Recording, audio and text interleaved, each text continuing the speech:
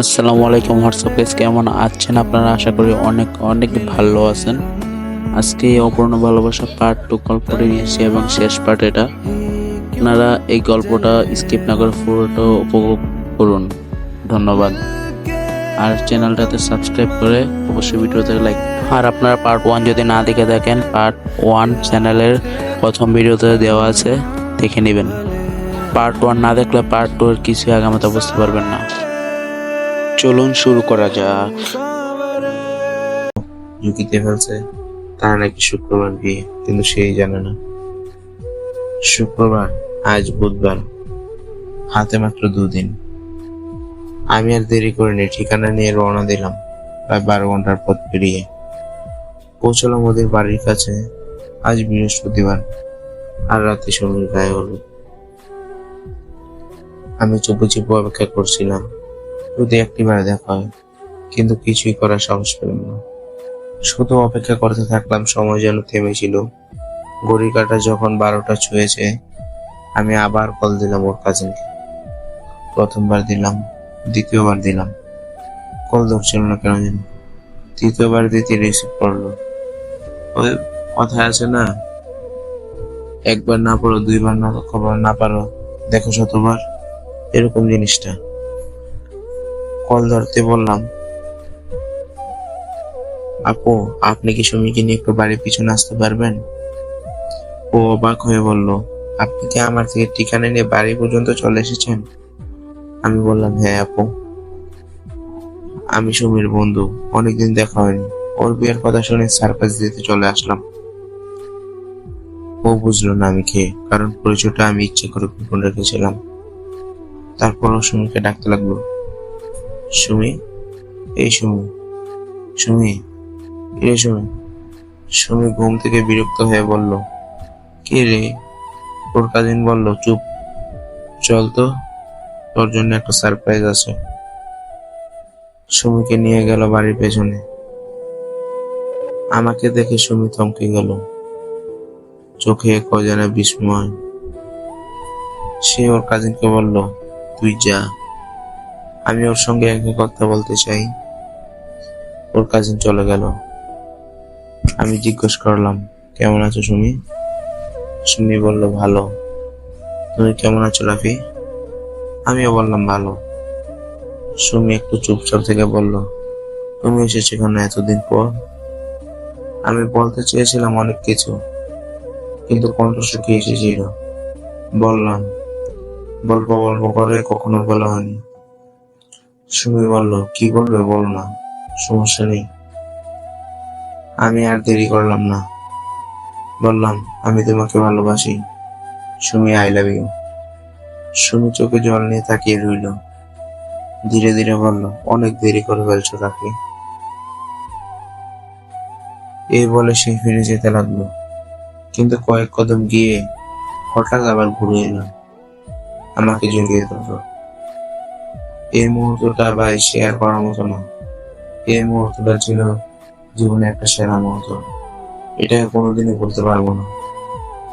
আচ্ছা, ওইদিকে না যাই, গল্পের দিকে যাই আবার। এটাই আমার শেষ দেখা, ভালো থেকো রাফি। আমি না থাকলে নিজে বিয়ে করে নিও, সুখ থেকো, বিদায়। সুমি এটা বলে বিদায় নিল। আমি বললাম, আমি তোমার জন্য সারা জীবন অপেক্ষা করবো। আমি কখনো একা পাবো না নিজেকে, আমি আছি তোমার পাশে। সুমি চলে গেল, চোখে কান্না, তার মনে এক বিশাল ভার।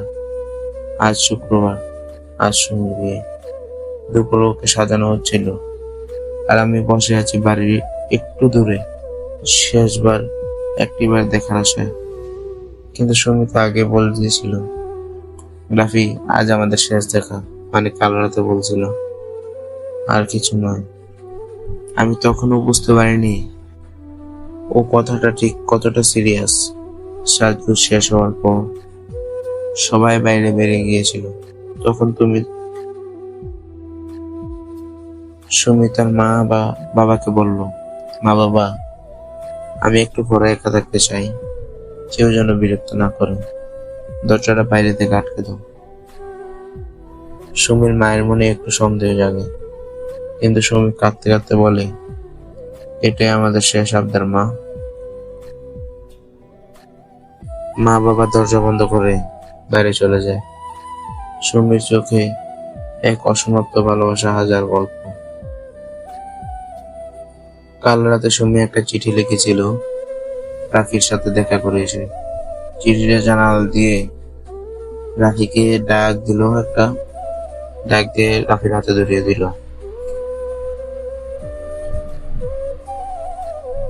আর বলল, আমার বিয়ের পর চিঠিটা খুলে দেখো, আর এখন তুমি এখান থেকে চলে যাও। আমি চুপচাপ চলে গেলাম। এক দোকানে গিয়ে বসে রইলাম, আর সুমি জানালা বন্ধ করে আরেকটা চিঠি লিখে ফেলল, এবার তার পরিবারকে উদ্দেশ্য করে। চিঠিটা বিছানার উপর রেখে ধীরে ধীরে একটা গলায় ওড়না পেঁচানো আর সবকিছু শেষ করে দিল। সুমি হাসছিল না। বাড়িতে হইচই পড়ে গেল। অনেকক্ষণ ডাকার পরেও দরজা খুলছিল না। অবশেষে দরজা ভেঙে ঢুকতেই সুমি গলায় ফাঁস দিয়ে ঝুলে আছে। বিছানার উপর রাখা চিঠিতে লেখা ছিল, আমার আত্মহত্যার জন্য কেউ দায়ী না। এই কথাটা যেন পুরো গ্রামে আগুনের মতো ছড়িয়ে পড়লো। আর আমি জানতে পেরে দৌড়ে ছুটে গেলাম ওদের বাড়িতে। সবকিছু তখন শেষ, দাফন কাফন শেষ হলো। আমি হঠাৎ মনে করলাম সুমির দেশে চিঠিটার কথা। চিঠিটা খুলে পড়লাম। চিঠিতে লেখা ছিল, রাফি, আমি তোমাকে ভালোবাসি, আর তোমাকে ছাড়া কাউকে বিয়ে করতে পারবো না। গতকাল যখন তোমার সাথে কথা বলছিলাম, তখন আমার বাবার লোকেরা আমাদের নজরে রাখছিল, তাই পালিয়ে যেতে পারিনি। তুমি আমাকে ক্ষমা করে দিও। I love you Rafi. হৃদয়। আমি চিৎকার করে কাঁদছিলাম, সুমি, আমিও তোমাকে ভালোবাসি, আমি এখনো তোমাকে ভালোবাসি। পৃথিবীটা আমার চারপাশ থেকে যেন ভেঙে পড়ছিল। সুমি চলে গেছে, কিন্তু আমার ভালোবাসা আজীবন বেঁচে থাকবে। আজও আমি সেই দিনগুলোকে মনে করি, যেখানে ভালোবাসার কথা ছিল কিন্তু পূর্ণতা কখনো আসেনি। আমি শুধু সুমিকে ভালোবাসলাম, আর সেই ভালোবাসা অপূর্ণ থেকে গেল। একটি গল্প যা কখনো শেষ হয়নি, আর আজও আমার বুকের মধ্যে চুপচাপ বিদ্যমান। ভালোবাসা কখনো পুরো হয় না, কিন্তু সেই স্মৃতি চিরকাল বয়ে যায়। সব ভালোবাসা পূর্ণতা হবে এরকম না। তো গাইস, আপনাদের কাছে আজকের এই ভিডিওটা কেমন লেগেছে আর এই গল্পটা কেমন লেগেছে? আপনারা কি এরকম টাইপ ভিডিও চান নাকি চান না, কি গেমিং টাইপ ভিডিও চান আপনারা জানাবেন। আমি ওরকমই আপনাদের ডিমান্ড অনুযায়ী ভিডিও বানাবো। ধন্যবাদ।